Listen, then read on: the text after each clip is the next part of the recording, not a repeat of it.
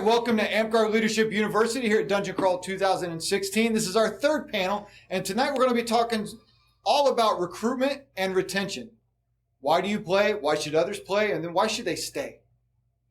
Just like every other panel, what we're going to do is ask each of our panel members just to do a brief introduction. Tell us a little bit about yourself, why you started playing, if there's any hot button items that you want to talk about, make sure we cover tonight. So, Mara, we'll begin with you. Mara. I started playing back in 2010 when Loop and Moon started in Anchorage. I started playing because I was with another LARP group that wasn't quite taking off, and Sir Gordon actually came down from Astral Winds, and I enjoyed the sound of the pop whenever the sword hit someone with a proper J-step, and just kind of took off. Okay. I need you to do me a favor and not tap, because the microphone loves tapping over your voice. So thank you. Next. I'm Lucien. I started playing Amtgard back in 2012. And basically I started playing because it sounded like a better alternative than swinging real swords at my buddies, which we were, in fact, at the time doing. All right. Akira. I'm Akira from Astral Winds. I started playing back in about 2013, and in all honesty, I started playing because my fiance plays, and he'd been doing it since before we got together, and he drugged me out to it. First, I was like, no way, there's no way I'm gonna like this. He drugged me out, and I met the people, and I just fell in love with it, the sense of community that's there, the family. And that's one of the big things with recruitment that I strive for, is getting across that sense of family, that community, and building it up. Talon? I'm Talon. I started playing in 2000 up in Astral Winds when we first started. I started playing because there were people there who you let me hit with foam-padded sticks, and I was just getting into D&D, gaming like that, and it was you're able to do it for real, not just sitting around a table, and that hooked me right out. Okay, thank you. Mara, what's the tip? Recruiting. What's the first thing that comes to mind when I tell you we need to recruit more people? If it's at an event, having the right staff, the right people to speak eloquently about what you do. Because say me, I'm coming into it as a business professional. I might respond better to someone that's more of a mature adult that can eloquently say, this is what we do. It's not necessarily the person that's going to stand there and tell me about their character for 20 minutes, but the person that's going to tell me about our system and our community and our arts and crafts. So the person that's more informed and can get that across to me. Just the staffing. Someone who can share more about the culture. The culture is huge. Okay. Lucien, how about you? The first thing I think of is actually advertising. Like, for example, my local chapter, Frozen Coast, we always, after our game day, we go to Arby's to eat. There's a flyer up at that Arby's that's been there for a couple weeks, maybe even a couple months now, I don't really know, that was very well written and explains the organization in, it's brief so that someone's not going to look at it and be like, oh, well, that's too long, I'm not going to read it. But it's also detailed enough that you actually understand what it is the flyer's talking about. And so I guess long story short, cohesive advertising is what I first think of when you say recruit. Akira? There are a lot of different ways to advertise. One of the ones that I found most effective for around where we are is just simply word of mouth. Our members are all striving together to want to recruit and grow our membership, and going out there and finding people that are like-minded and they already get along with, and bringing them back and expanding our membership. That's one of the best ways that I found, is just, bringing in your friends, bringing in your family, finding someone you work with that has a similar interest, and telling them about this awesome thing that you do on the weekend. Talon, how about you? I think a big part is you have to look the part. if I show up at a park and everyone's in garb and I have no idea what they're doing, and there's banners and a bunch of people sword fighting, it draws me in. If I had a flyer beforehand, we've for the longest time put out flyers at a local comic shop, things like that. But if I've got a flyer, if I saw someone at a demo, if I saw anything, but then I actually got to the park and then it's a bunch of guys in t-shirts sitting around that haven't even started playing yet, that's where you lose me. So I think the biggest part of recruiting is actually not just putting on a good face, it's the follow-up. Recruiting isn't just that one instance, it's the first couple weeks. I mean, I don't think if retention is taking place until you've got your first full kit of garb. When you're actually an indebted member, then it becomes retention. Recruiting is until you're hooked. And sometimes getting the hook in is a couple months process with people.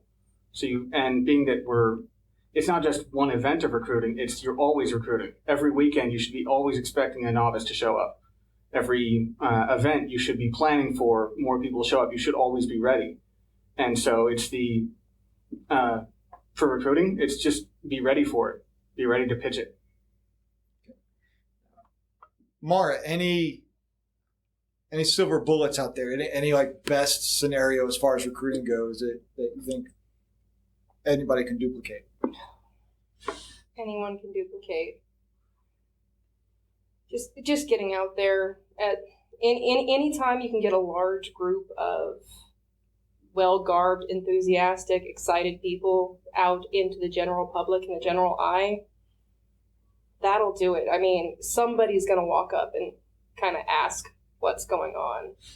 Just being out there, not like for our aft guards, most of us will be in garb. We'll hang out, we'll talk, and just perpetually putting yourself out there, perpetually always putting your best foot forward, always being respectful too when we're in our large groups, so we're always seen as a better influence. So it's something you do want to check out. So what's Amtgard? Amtgard. Anchorage or Alaska in general, we have the mentality of Amtgard is not a couple hours during the day, it's an all-day thing. So as soon as we're done playing and we're exhausted, we go out to the local burger shack, or in Anchorage's case, most of the time it's the Denny's. We take up an entire back room, we hang out, we have dinner or lunch or drinks and just chat about our day. And I feel that really brings us together as a group. I formed more relationships and friendships with a lot of our members just at our Amtgard rather than in battle games where I'm running and trying to be competitive with everybody else. See, it's really cunning. We took after Amtgard and forced it together to Amtgard. That's what it means. Did you not know that? Occasionally, you'll also have people just they pre-guard. So someone will throw out a statement of, "Oh, I'm going to go to Quiznos before," and people will meet up before Amtgard. So Amtgard starts at 2. They'll meet at Quiznos at noon or 1, and it's an open invitation to just, hey, I'm an Amtgarder. After this, I'm going to go to the event, and it just turns it into an all-day event and socializing. Again, reinforcing the community aspect that you all talked about. Yeah. Lucien, that sense of community sounds to be like obviously a valuable tool for recruiting, bleeds into retention since it's been a recurring theme. Did that happen on accident? How do you reinforce that or build that community? I definitely don't think it's an accident at all. It takes a group of people who are willing to work together, to hang out together, and, actually build that community. That doesn't just happen. One of the things that I put a lot of work into, or try to anyway, when it comes to recruitment and retention mainly, is, it's great to have new players show up every week, but if I were that new player, if I show up and, everyone's doing their thing, and I kind of just feel like the outsider who's just hanging out while the actual group does its thing, I'm probably not going to stick around. So I like to try and, find those new people and take time to go over, chat with them, hey, how's your day going? Thanks for coming to Amtgard, chat with them, make them feel included. Akira, you want to elaborate on that at all? I know one of the things that we did think last reign, that our monarch at the time enforced with all of his top 5 officers was that if there was a new person that showed up, specifically the Prime Minister, which was me at the time, who filled out their waiver, they saw their name, they asked them if they had any kind of Amtgard name in mind, and if not, just their regular name. And then when it would come time to go out and play, they would encourage people to learn that name and call them by that name. And if they just said, "Oh, assassin," then they would correct them. "Oh, no, that's Taylor," or something else. So getting that personal with it and making them feel included more than just someone that shows up and is kind of watching like, okay, this is kind of cool, but I'll get what's happening. That's a big step. That's very important, and it helps build that. You get people who want to, or you encourage, especially the top 5 officers, we did at the time, to go forward and talk to new players, explain the game to them, and not only that, but just kind of see how they are, what they're about. So you talked a little bit about it. You said the monarch would identify somebody who was going to be sort of the welcoming committee, for lack of a better term, with the Prime Minister walking them through. That you guys had a process for doing.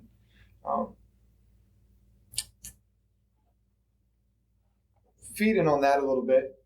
How did you help them pick a class, or did you help them pick a class?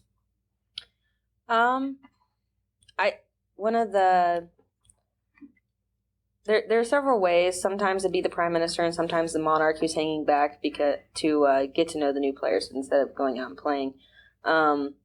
Usually one of the top 5 officers will sit there with them, go through the class, kind of ask how they want to play the game. Do you want to be sneaky? Do you want to ignore the confusing magic stuff at first? That kind of thing. And you would just kind of talk to them while everybody else is probably out playing the first battle game or out ditching, and just see where they're at with it and what they want to kind of do, and then recommend a class or go through a few classes with them and let them pick. Sort of building on that, Talon. So how do you start making that transition to setting the hook, to use your example earlier? As far as, okay, they've been out a couple of times. How do we start getting them excited about weapons and garb and that next step? Is it intentional effort, or do you just sort of hope and pray that the hook sinks in? Some of it's intentional effort. Some of it, there are some people who have been playing for a long number of years and they will never make a sword. Other people, they will never make their own garb. I am wearing garb that a friend made for me because she could not stand the garb I made for myself. So just saying that to get the hook set doesn't mean you have to make all of your own stuff. You have to do this all yourself. It's as you develop your interest, there are some things that interest you more than others. For weapon crafting, sometimes it's you've got this fun idea for a sword. I could give you the equipment for that and show you how to make that, or you could buy one of the ones that Goran makes. So if people want to exercise their own creativity, often that means doing it themselves or helping them do it themselves rather than just taking what other people will hand out. As far as everyone is hooked by something different in Amtgard. Some people, it's all about the fighting. Everything else could go hang. Some people, it's the arts and sciences. Other people, it's the community. Everyone is focused by one aspect, some people more than others. To get the hook set, you just have to find out what that is, pair them up with someone who also enjoys that, because if you have the sword fighters, they will find the other sword fighters and they will hang out with each other, because that's what they do, because they don't care about the people over there talking about their ANS. The best way to get someone's eyes to glaze over is to pair them with someone who enjoys something completely different about the game. So if you're heavily into the role-playing aspect, do not have that person forced over to be playing with the sword fighters. Do not take someone who's here because their kid is doing it and they want to support them and expect them to go out on the field all the time. Amtgard is about building a community of all the different aspects of people, and the worst thing you can do is marginalize whatever their interest is. So if they're interested in one aspect, help them with that. And the big part of pushing it is proactive involvement, as opposed to just like, well, if he's a sword fighter, he'll find the sword fighters. You're like, okay, so what interests you? Oh, you want to be a sword fighter? This is Sir Sane. He likes sword fighting. You want to be in arts and science? this is Dame Astriana. And I've picked a pair of Nikes, that's probably a bad example, but there is a bunch of people in every park who enjoy every different aspect. And I've yet to find an Amtgarder who enjoys something that doesn't like talking about it. So if you find someone who's interested in something, pair them with someone else who will talk their ear off about it. And that's often how you set the hook. Mara, is retention a problem in Northreach? In general, no. You go through phases where things will slow down, but in general, we have some pretty solid people that are extremely active. You always have a primary core of people that are always there. And in general, the younger kids will sometimes come and go as the school season goes. But I think because we're so focused on it at all times that we don't have too much of a problem with it. I mean, even when the winter rolls around and our summer's gone and we have to play inside gymnasiums, we stay relatively active. Primarily because the second it starts slipping, we have, I know our numbers dipped a little bit this winter, and I had someone PMing me online every other day. What are we doing this? Who are we talking? Hey, why is this person not showing up? What can we do to get them back into the game? How can we engage them again? I think we are extremely focused on it, so we don't struggle with it too hard. Okay, so let's talk about that real quick. Was there a trend, or what are some reasons why people don't come back? A lot of the time it's transportation. So we set up carpools and we have threads going online, and you push them onto our forums, akmcard.com, in case anybody doesn't know it. And you keep the communication up to where, like, we had a lot of caravans coming out here to get as many people as we could here. We have people as far as Fairbanks all the way down here, so the communication has really helped on that. You also lose people based on, my worst fear is anytime I see some form of little bits of drama pop up, your personal fights and squabbles. It's really important when you see that stuff to encourage people to communicate with each other and try to calm it down. Don't instigate it, don't elevate it. Help people when you see that they're going to start squabbling, having personal problems that might affect our group as a whole. When cliques fight, as it were. And stopping cliques helps. Akira, you talked about that you joined, if I understood right, you joined because your fiance was playing or was interested. Is that right?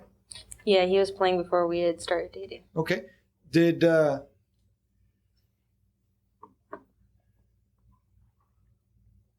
what was it like being pulled into a game like that? Were you welcomed as a woman in the game here? Was it even an issue? It wasn't so much of an issue. At the time in Astro Winds, we had maybe about 2 other girls that showed up on a semi-regular basis. Only one I can think of that was a weekly show up. And over the years, those numbers have slowly started to grow. We definitely have a lot more women in the game now in Astro Winds than we did. And there is, since sometimes a bit of an intimidation factor when a new girl will come and try out the games, for the simple fact they walk into this room of almost 30 people and you see like 4 girls in the corner and a bunch of guys, and you don't know what's gonna happen. Like, you're like, okay, well then, that's a lot of guys in here, and they're all gonna be swinging at me with sticks. But that's the point where, you know, as one of the few girls, you kind of go over to them, you make friends, there are a few tips you can give them about fighting on the field in a field full of guys that they can use to their advantage as a woman there. And just things like that. So it was a bit intimidating at first, but overall it ended up being more fun than anything. And although it's surrounded by a bunch of guys, you still make some really cool friends. So based off things like the annual Amtgard report and whatnot, Northreach has actually extremely successful in maintaining a diverse group of players. Almost every demographic is relatively higher in Alaska than the continental United States and counterparts. Lucien, what do you think that is? I haven't traveled to a lot of states or spent a lot of time in other states anyway. I certainly have not yet had the chance to play Amtgard in any other states. But I hear people all the time that have spent time in lower 48s, that have lived in lower 48s, come up here and, again, I'm relaying words, this is not my own opinion, but I have heard that people in the lower 48s are a lot more judgmental than people in Alaska, just in general. And so I think the lack of a judgmental attitude in Alaska is what really helps a wider variety stay together, because you might be interested in one thing that I have zero interest in, or that I personally would want to stay away from, but that doesn't mean that I'm not going to be your friend. And, that sort of thing, I think, is probably why that is. Mara, do you want to elaborate on that at all? I wouldn't necessarily say that it's less tolerance in the lower 48. It's an extreme culture of tolerance of multiple different aspects. Gosh, I know our female population is slightly higher than a lot of areas, but it's a lot of tolerance. It's a lot of inclusion. We really, really push inclusion for everyone. I can't think of anybody in this room I wouldn't play with or hang out with on a pretty regular basis, except for that guy over there, Korgoth. Not that one. I don't think we're actually a very diverse state in and of itself as well. So we have so many cultures up here, so many different walks of life. And we've put ourselves out there. We don't have that many outlets as a state. So when you put yourself out there as a large organization that's accepting of everybody and a thing you can do every Saturday when there's not many things to do, it's pretty darn appetizing. Talon, how do I build a culture of inclusiveness?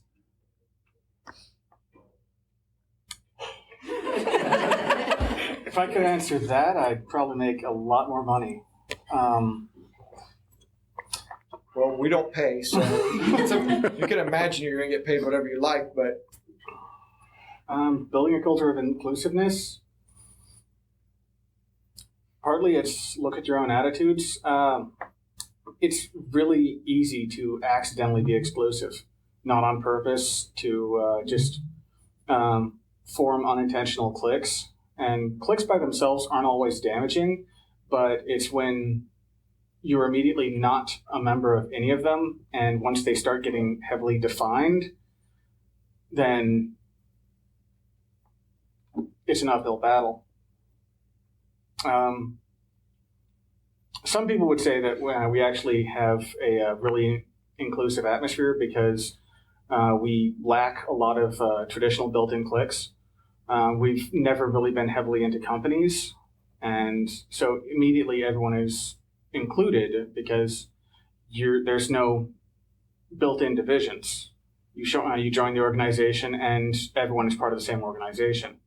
Not to say that companies are bad, because sometimes it's better to be part of something small that you can contribute to. But when you join a group and you're immediately feeling like an outsider because they're all dressed the same way and they hang out together after Amtgard, I suppose that is a great example. It's the fact that Amtgard isn't exclusive, that Pre-Guard isn't exclusive. It's that we say everyone is welcome to show up to this event. Everyone is welcome to do this. Is that we invite everyone to things that we're doing. It's not just, okay, so this fighter practice is Blue Falcons only. This is fighter practice.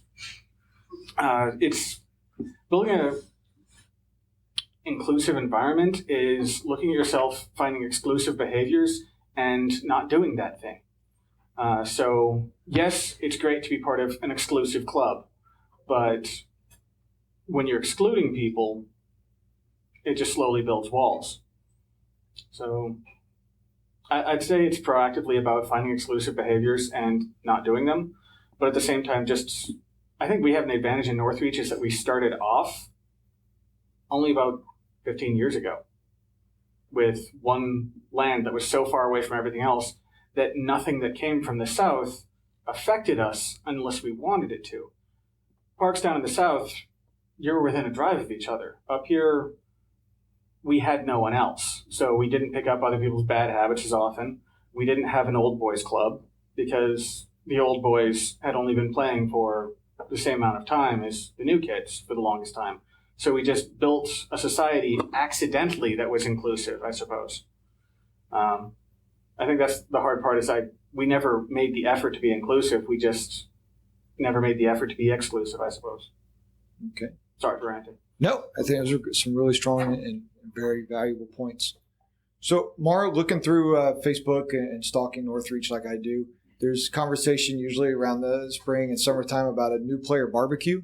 What is that? Oh, yeah. So every June is the Three Barons Renaissance Fair in Anchorage. It's a huge recruiting event for us. So we always have very large numbers afterwards. So you have a huge group of new players coming in and you need direction with that. So the weekend after our large recruiting event, we have a barbecue free for everybody.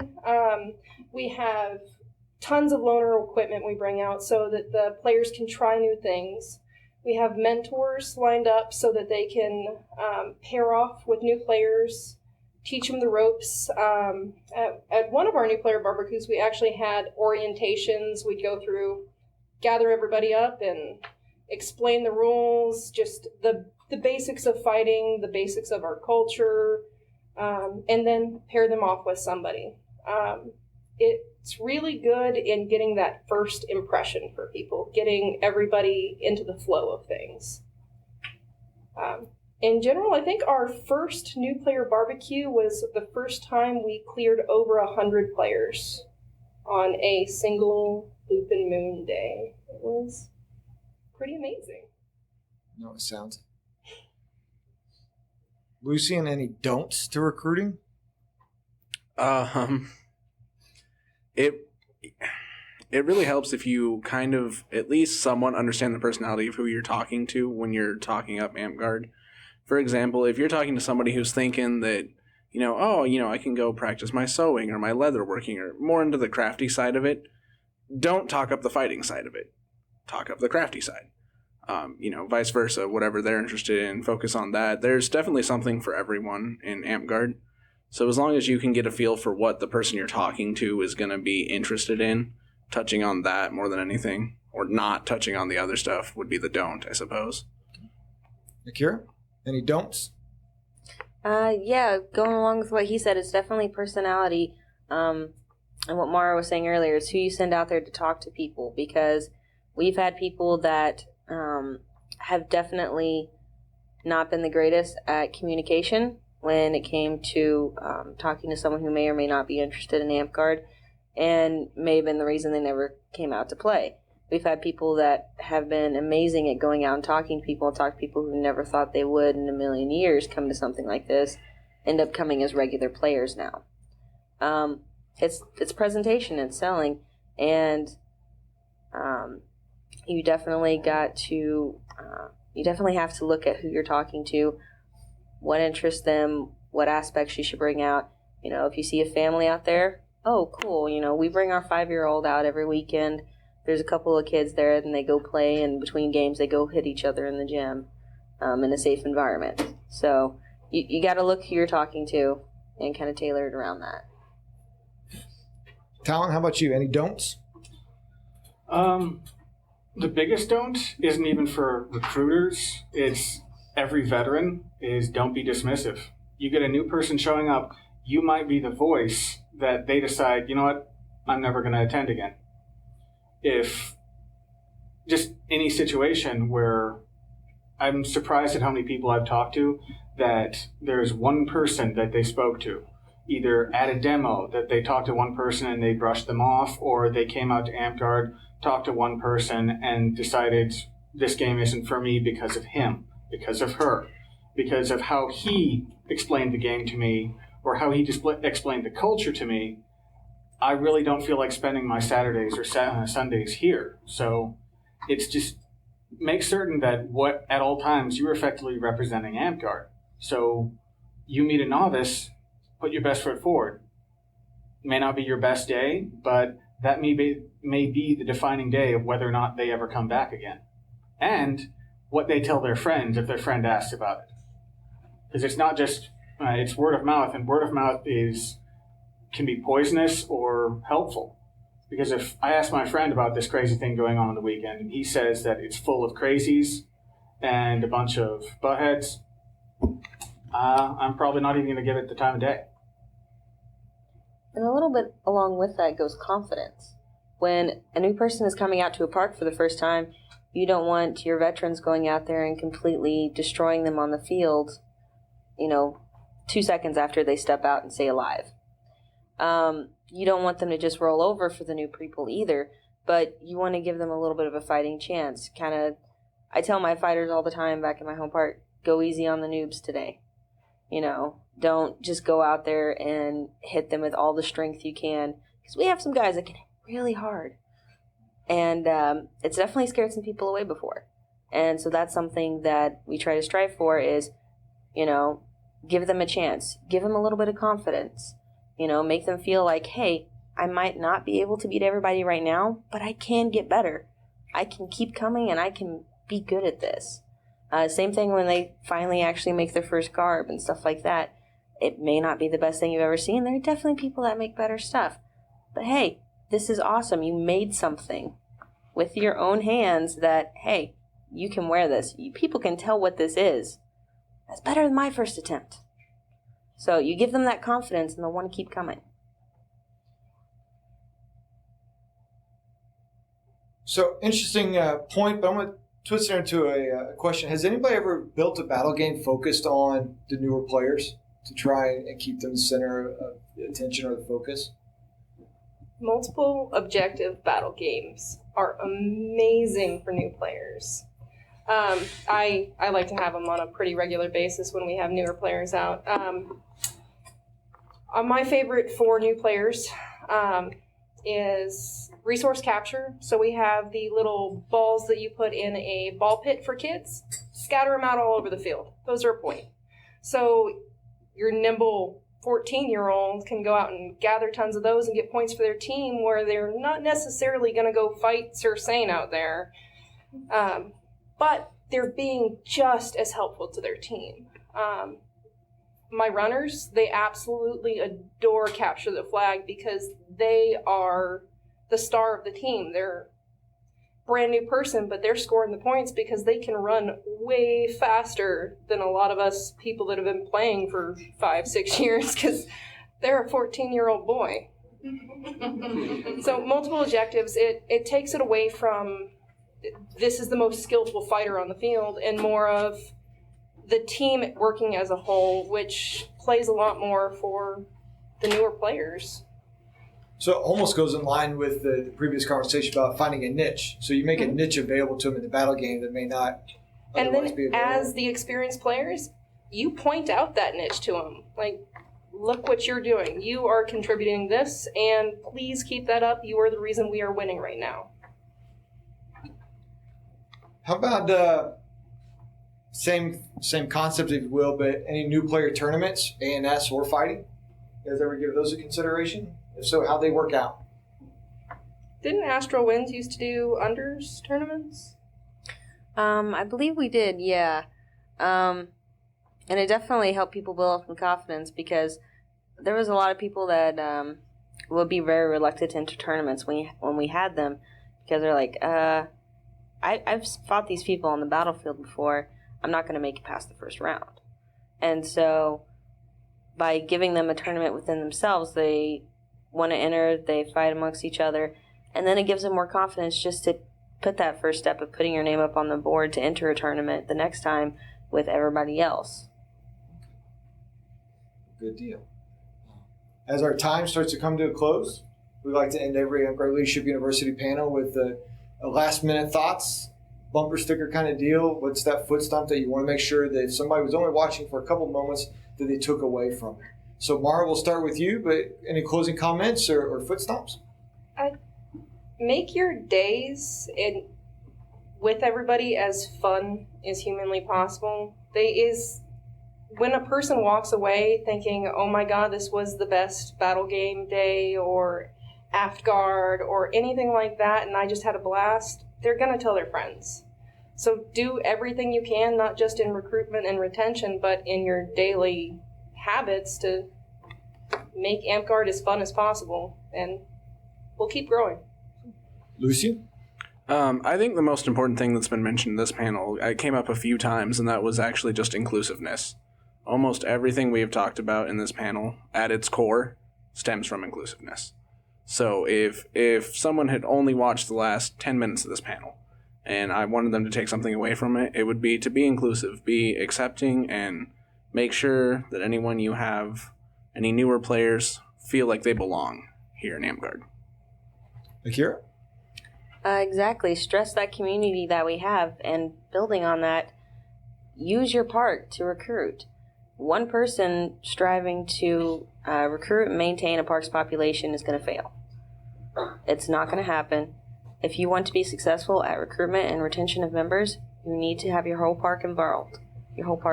Because if you have your whole park involved and excited about this, then they're going to bring in friends, they're going to bring in coworkers, they're going to bring in people, because to them that is their family. And most people don't want a small family. They want it to continuously grow. That's human nature. So keep your park involved. Keep them excited about new players. Talon? Recruiting, just expanding, is everyone at all times. It's not newbie barbecue. It's all year long. Middle of the winter, even though we're in the park, it's people asking at the corners, what are you guys doing in here? And then being ready to explain it. And it's your veterans explaining it. It's your new novices being so excited about it that they draw other people in. It's all the time. It's not just one event. It's not one moment. It's everyone involved in it, and it's every week, not just on Saturdays. It's do things together. More often the better. Make yourself feel part of a community, and everyone wants to be part of a community.